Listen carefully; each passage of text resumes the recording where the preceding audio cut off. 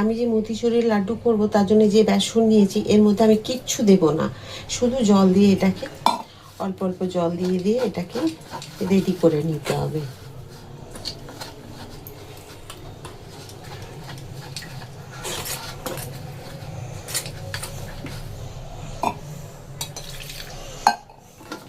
এটার মধ্যে খাবার সোডা নুন কিছু দিতে হবে না, কিন্তু খুব ভালো করে ফেটিয়ে নিতে হবে। তো প্রথমে অল্প অল্প জল দিয়ে তারপর কিন্তু অন্তত 10 থেকে 15 মিনিট, যতক্ষণ না বেসনটা বেশ হালকা মতো হচ্ছে ততক্ষণ কিন্তু এভাবে ফেটিয়ে যেতে হবে।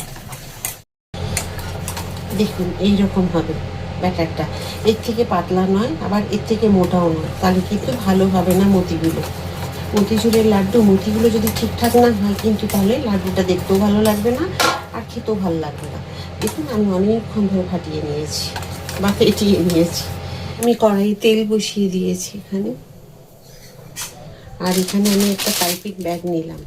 যদি পাইপিং ব্যাগ বাড়িতে না থাকে আপনাদের, তাহলে আপনারা দুধের প্যাকেট বা কোনো কিছু বেশ মোটা জাতীয় একটু প্যাকেটগুলো নিয়ে করলেও হয়ে যাবে। এবার দেখুন এর মধ্যে আমি এটা দিয়ে দেবো।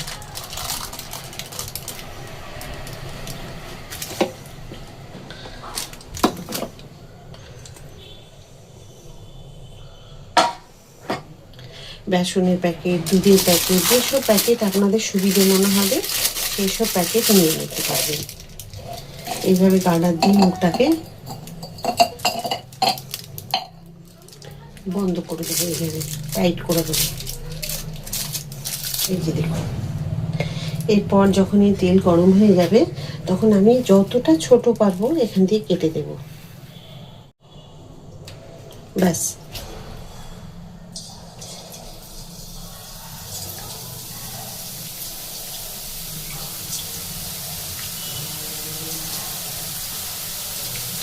কীরকম দেখুন ছোট ছোট একদম একদম যেরকম মিহিদানা হয়, আমরা এগুলোকে মিহিদানা বলি। চিনির রসে ডুবিয়ে এটাকে মিহিদানাই বলে। তবে একসাথে কিন্তু অনেকগুলো দেওয়া যাবে না, ভীষণ মানে লেগে যাবে নয়তো। ছোট্ট ছোট্ট করে একদম হবে এগুলো। তো মিহিদানাতে এইভাবেই তৈরি করে, তবে হ্যাঁ বড় ঝাঁঝরিতে করে, এইভাবে নয়। আমরা পরিমাণটা যেহেতু কম করছি বাড়িতে হয়ে যাচ্ছে, কিন্তু দোকানে বা কিছু কোনো অনুষ্ঠানে করতে গেলে তখন কিন্তু এটাকে বেশি পরিমাণে তখন এই ঝাঁঝরিতে দিয়ে করা হয়, ছান্তাতে দিয়ে। তার জন্য আলাদা একটা ছান্তা পাওয়া যায় কিনতে। এইভাবে কিন্তু মুখটাকে আমি উল্টে এইভাবে রাখবো গ্লাসে। প্রত্যেকটা দেখুন কি সুন্দর হয়েছে।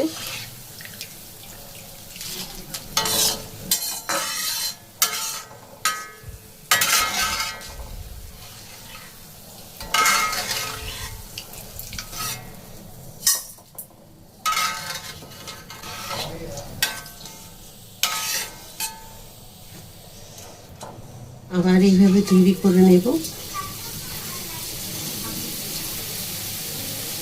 খুব উপর থেকে করবেন না, তাহলে কিন্তু লম্বা লম্বা চ্যাপ্টা চ্যাপ্টা হয়ে যাবে।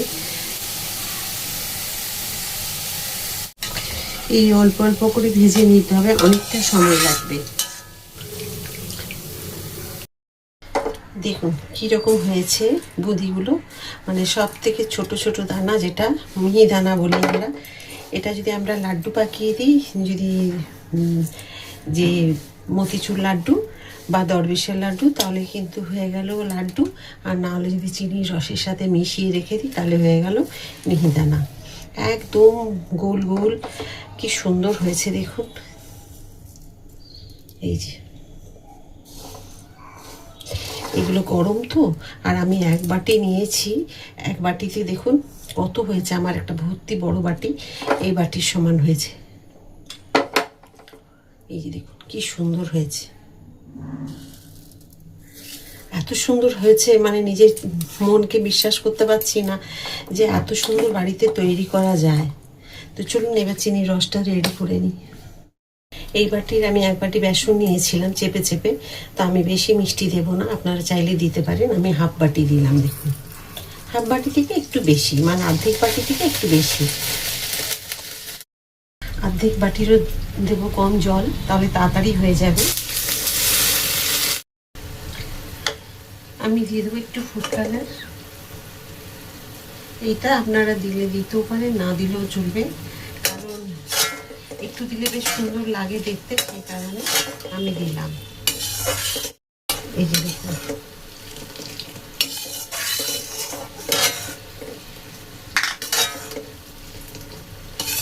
আর এটা যখন চিনি গলে যাবে তখন এগুলো গ্যাস কমিয়ে দিয়ে এই সমস্তগুলো দিয়ে দিতে হবে।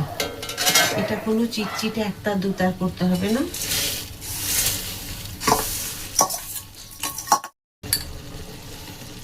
একটু এলাচের দানা দিয়ে দিলাম।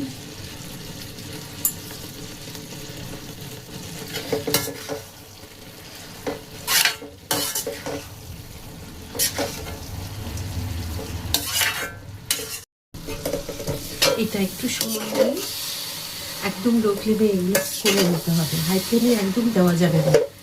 দেখবেন একটা দুটা তখনই বোঝা যাবে যখন এটা খুব ভালোভাবে মিশে যাবে। চিনির রসটা তো এমনিই করে নিতে হবে, শুধু চিনিটা গলে যাওয়া পর্যন্ত অপেক্ষা করতে হবে। বাকি এই যে মেশানোটা, এটা ধৈর্য ধরে একটুখানি লো ফ্লেমে করে নিতে হবে।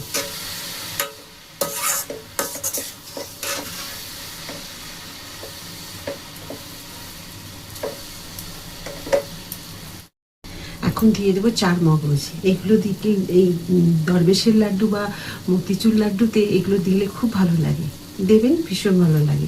এরপর আপনি আপনার ইচ্ছে মতো ড্রাই ফ্রুট দিতেই পারেন, কাজু, আমন্ড, কিশমিশ, সেগুলোকেও দেওয়া যেতে পারে, কিন্তু এটাতে এই চার মগজটা দিলেই বেশি ভালো লাগে।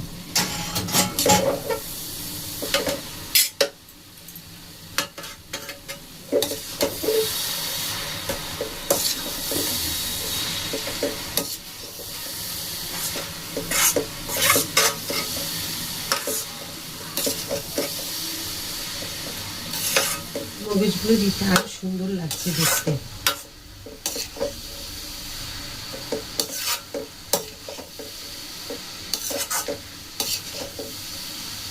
আমি কিন্তু পুরোটা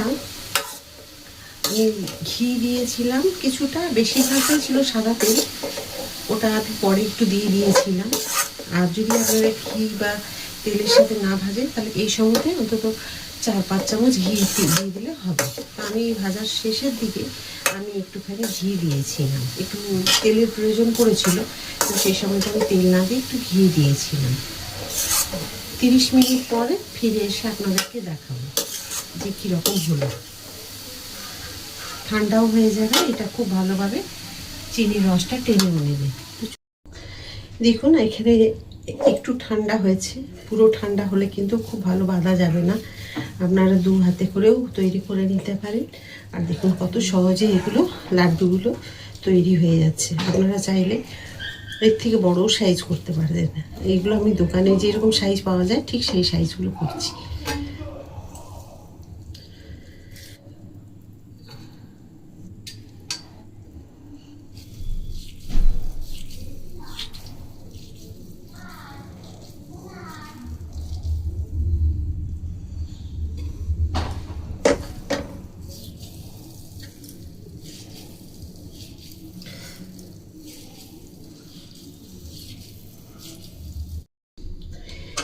দেখুন এই হয়তো আরও 2টো লাড্ডু হতো, এই দুটো একদম ঝুরঝুরে আছে।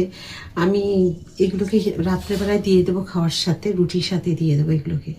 এই দুটো আর পাকালাম না, তো সবগুলো হয়ে গেছে। এই যে দেখুন কীরকম হয়েছে, দেখলে বুঝতে পারছেন কি সুন্দর হয়েছে। এই যে প্রত্যেকটা লাড্ডু, মতিচুর লাড্ডু তো সত্যি প্রত্যেকটাই সেই মতির মতো হয়ে আছে, দেখতে খুব সুন্দর লাগছে। তো চিনির পরিমাণটা যেটা আমি দিয়েছি এই রকম পরিমাণ দিয়ে করবেন, খুব ভালো হবে, খুব কম হবে না আবার খুব বেশিও হবে না, একদম যেরকম আমরা বাড়িতে খাওয়া দরকার আমাদের সকলে সেইটাই থাকবে।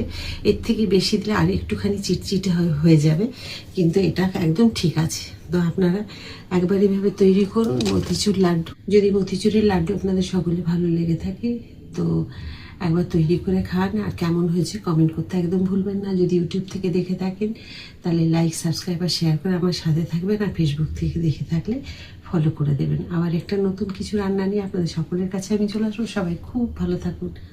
রাধা রাধা।